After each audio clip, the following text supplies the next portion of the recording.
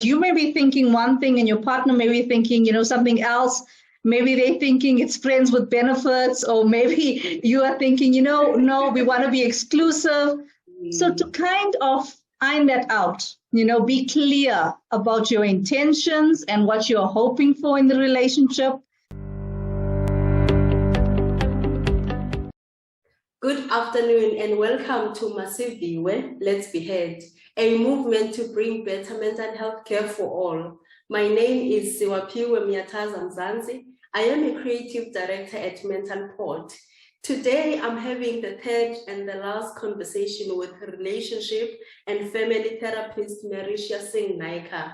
For the past 2 days, we've discussed mental health in the workplace and also unpacked some of the nuances around dealing with grief and loss.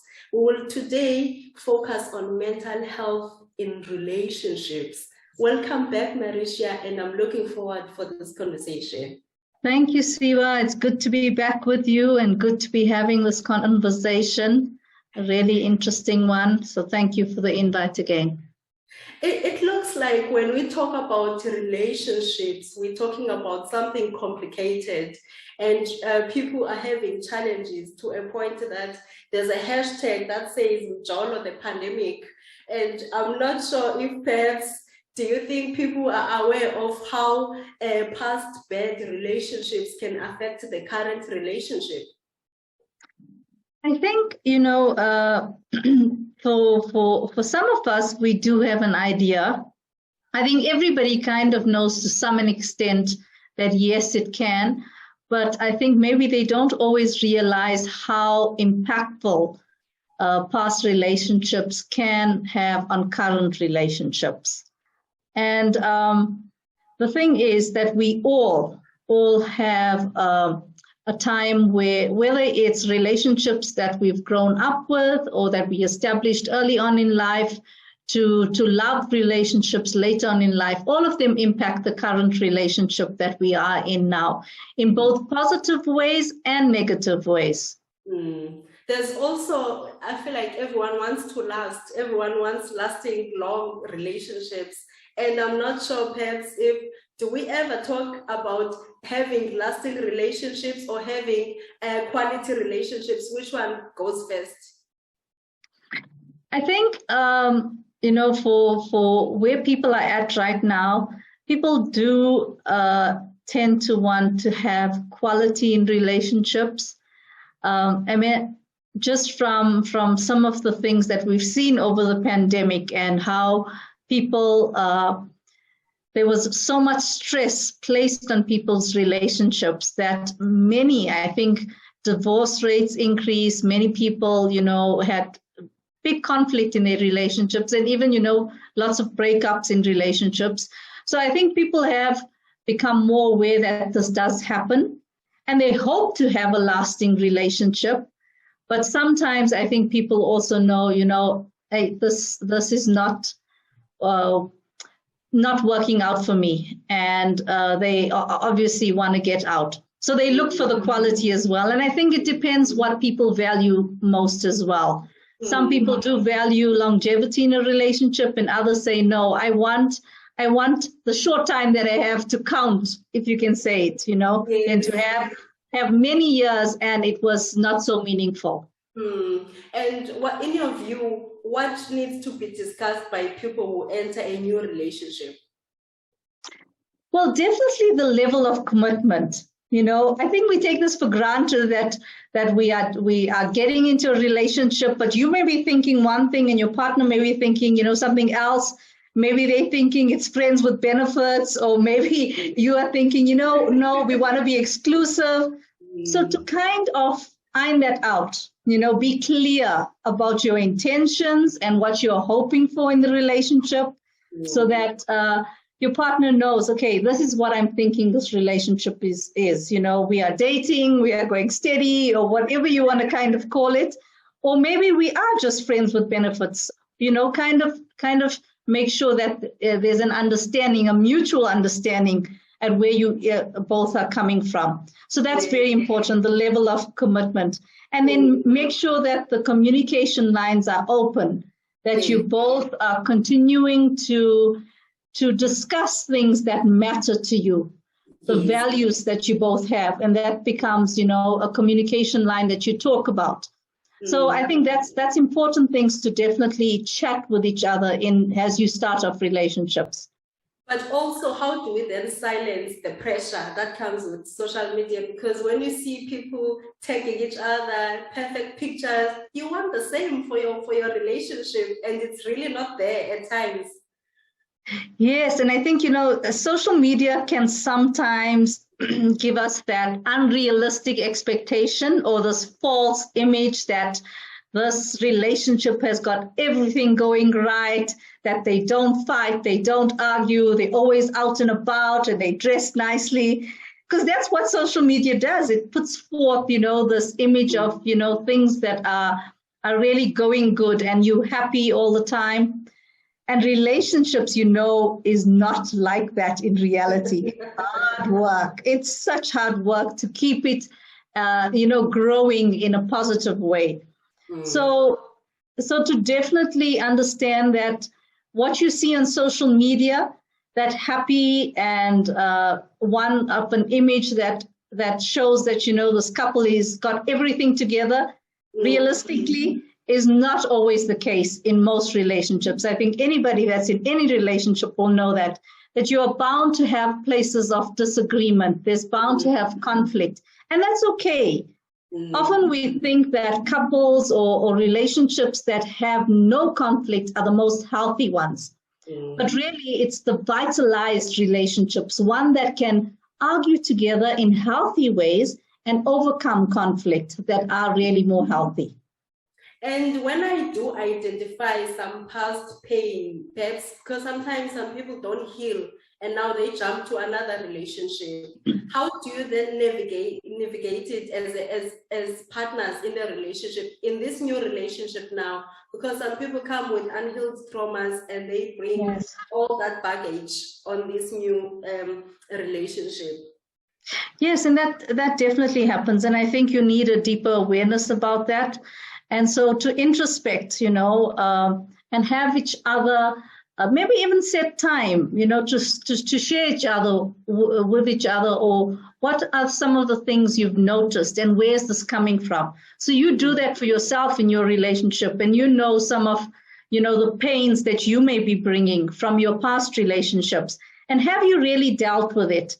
Have you gone through the motions of what it was when that relationship ended, or if there was a breakup? Was there some type of closure for you? Or is there, thoughts and feelings that keep ruminating, that you keep thinking about, that what did I do wrong, or could I do it differently? Or you keep checking up on your former partner, like what's going on in their life. So those are kind of some things to really, be careful about. And then to be honest and open again, when we start hiding these things away, then it kind of does become a problem. So try and keep the communication lines open and honest, and then obviously gain that sense of self-awareness of how much have you dealt with the pain, and have you dealt with it in healthy ways.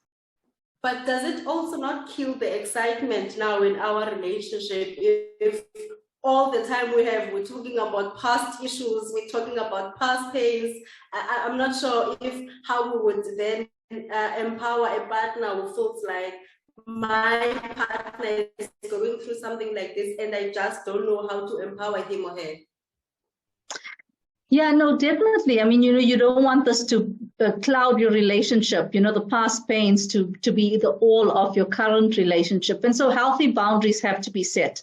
And even if you need to engage your partner, to make sure that, it's a specific time and place that you set up to talk about this, and that it's not a constant conversation. And then for you to also, if you recognize, I'm thinking, and to bring it to your partner, to put it on the table, that I think maybe there's unresolved issues, and maybe you need a safe space to discuss this with someone. Maybe, if you need further counseling or therapy, encourage them to do that, so that you don't take on the burden that I need to solve and fix everything now, but that you make room and space to recognize that it might be a problem, and what are some of the options for your partner to deal with it in healthy ways? How do we build happy relationships?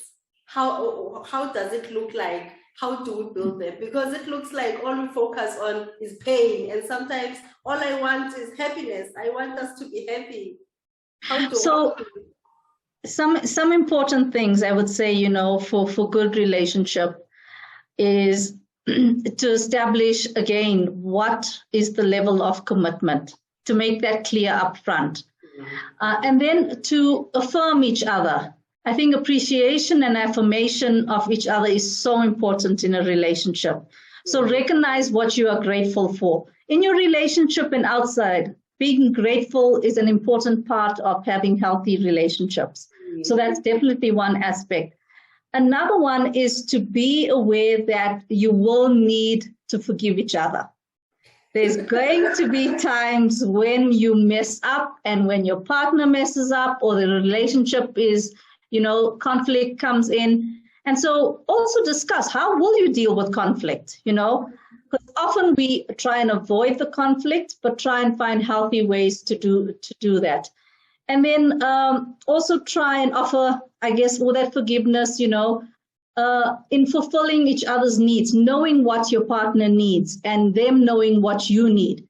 Don't believe that they can read your mind and you can read their mind. Tell them what you need and what's important for you, and listen to them telling you that. And then try and, you know, find a common ground in working together, in helping each other, providing those needs for each other. You know, Merrishia, when you are angry, you don't have time for positivity. You just don't have time for anything nice. You can't think of anything nice at that particular moment. How do we, what are positive ways of dealing with conflicts? Yes, definitely. When you're angry, you can say some of the worst and mean things, and you've never intended to hurt the person in that way, but it does happen. And I think we all recognize where we make those faults. And we do that at times. And so when you know that this is becoming too heated in terms of an argument, take a time out, call for a time out, and that's okay. It's a healthy way to say, I really think we should just hang on a minute, just pause, maybe, you know, take a walk, go and get something to drink, and then call a time in. So if you call a time out, then you say, okay, I'm going to call a time in. Can we speak tomorrow morning about this? Because you are so heated, and you need to recognize that within yourself. So it takes a lot of self-awareness to know when your threshold for how much you can handle and how much, yes, that you can, you know, in terms of your anger. And if you are getting too angry, then you're going to have to say, okay, I need to pause. So please, if you just allow me to just excuse myself, I feel if I carry on anymore, I'm going to regret what I'm going to say. So I'm taking a time out and I will call back a time in. So that's definitely one way to handle the conflict if you find yourself escalating in your emotions. And I believe it talks to the issue of communication. How do you make sure that you build a strong communication and the other partner understand what is being said? So listening is important. You know, we often talk past each other, and we don't really listen actively or intentionally. And so I would say when you listen to someone, always kind of, and you may feel this is so false or artificial, but repeat or reflect what they had said. So say, you know, I heard you say this. And sometimes you find out that that's not what they said at all, but that's how you interpreted it. So it's almost slowing down the communication and allowing each other to reflect. So if they say something, you would say, I heard you say that this, and then they can say, yes, you are right, or no, you didn't get what I was saying. Another important part in communication sometimes is not what we are communicating, but how we are communicating it. So the manner in which we are doing it, because sometimes, you know, you don't realize the tone of your voice, or maybe it's, you know, the uninterest that you're showing or not giving attention, you kind of on your phone, or you just, and they really just want you to listen. So how you communicate is also very important, and not just what is being communicated. And then how do we practice kindness during arguments? This one is tough. I know it's tough for me. I don't want to be kind to you if I'm angry at you. Please give me space. So I wonder, how do we then find time to be kind even during arguments? Yeah, this is definitely hard. It's not always easy for us to kind of give the person the benefit of the doubt. And again, I would say, in order to do that, you have to have be at a certain space where you are not kind of thinking with what you would call your lizard brain, or your brain that's, just wanting to fight back, just wanting to argue back. So you kind of slow down your thought process, which means taking in deep breaths, making sure that you are calming yourself down, and then kind of just pausing and then breathing in again, and then saying what you need to say. And often, when we are able to do that, it kind of slows down that automatic response that we want to give. Yes, because we automatically just want to say something. And then it allows us to say, okay, I hear you. Or, or to say that kind word that's needed. Or, okay, I got you, or I forgive you, or whatever's needed for that moment. So that's one aspect of being able to bring self-awareness in yourself to be able to then say that kind word.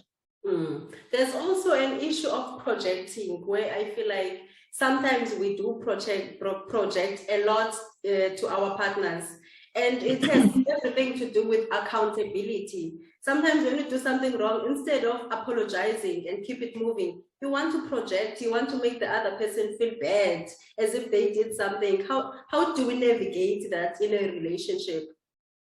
Yes, and that says more about yourself when you start projecting, onto your partner, is that there's some issues and insecurities that you need to deal with. And if that ever comes up, then you need to then do that introspection again, that, okay, why am I projecting some of these things, whether it's distrust or whether thinking, hey, they're going to cheat on me, or betrayal or something, or fears. So where is that coming from? What's the root of it?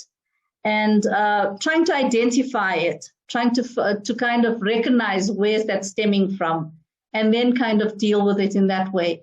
And then if you have projected on your partner, whatever it may be, that's where that, I guess, that grace comes in to say, I've recognized this and I'm sorry for doing it. That's also not easy for us to sometimes do. Also, we sometimes get bored with our partners. We've been together for years. I know you, you know me. You get bored. How do we introduce new things, doing new things together, and just getting rid of that boredom? Yes. And again, it's the hard work that comes with it. So, when you first start off relationships, there's this kind of this new love, and where you are excited and kind of the butterflies in the tummy, and you get, so to try and recreate or get in touch with those emotions is to kind of discover again new things about each other, learn again things about each other, go on dates again, do things that, you haven't done before, new experiences. And because you've kind of maybe gone into a routine that this person so well, and you've done, so many things together. So try and create, and even sometimes, role playing in relationships works for people. Meeting up at a completely new place, going out on a date, dressing up for each other. Those are some of the things that can bring the spice back, if you can say, into a relationship. But also, Merrishia, is it my partner's duty to make me happy? Is it his? I think it's mutual, so that in that you need to obviously make yourself happy. And as you enter any relationship, there has to be a level of self-worth and self-value of loving your own self before you can love somebody else and make them happy. So you need to be happy with yourself, being able to, feel that you are grateful and appreciate things about yourself. And when you are able to do that, then you can extend that to others. Thank you so much, Merrishia. And I'm really glad that you affirm that we both as partners have a duty to make each other happy. And as we wrap up Mental Health Awareness Month, what parting words would you have for people on the importance of being aware of their mental health and that of their loved ones? Siva, I would definitely say not for us to take for granted that our partners or people in relationships with us are always okay. And that to, have regular times of checking in with each other to really find out how we are doing. We kind of maybe say, okay, how was your day? How's things? But to really sit down and say, how are you really doing? How are things going? How are you handling things? And to set time for that. So do set time for regular check-ins with each other. And then make sure that you're really listening, like we talked about earlier, and that you are reflecting on what you've heard and empathizing with your partner so that they get a sense that you know what they are going through or how they are feeling. And I think when it comes to mental health, to understand that we all, as we have to work on our physical health to be healthy, it's the same thing for mental health. That each of us need to work on our mental health to remain healthy. So if to remain healthy physically, we eat good food, healthy food, we sleep, we exercise, it's the same for mental health. You need to take care of so self-care is important, take care of yourself. You need to have good, healthy boundaries. And then, doing things that contributes to your own well-being. So if that means exercising or playing a game of soccer or going for Zumba or dancing, so that helps you get your good endorphins kicking. So making sure that that's things that you are doing for yourself and giving your partner the space to do that as well. Yes. And then to affirm each other that there are times when in your relationship, one of you or both of you may be mentally unhealthy. And to make space for that and to give each other space and to get back into the journey to get healthy and to say to them, if you're not okay, that's fine. Let's look at some of the ways in which we can work towards your well-being. And then that helps in your well-being in your relationship as well. Thank you so much, Merrishia. The past 3 days have been really helpful for me. I've been the host of these talks, but I feel like there's a lot I took. And thank you so much for joining us. Thank you, Siwa. It was good to be with you and good to have these important conversations. Thank you so much for having me. That's all the time we have for today. Thank you so much for joining us in the past 3 days. And I really hope these sessions were enlightening and gave you something to think about. If you haven't done so, you can follow us on all social media platforms and use our handle at MasiviweZA or go to our website masiviwe.org.za. Nisale kakuhle makhaya.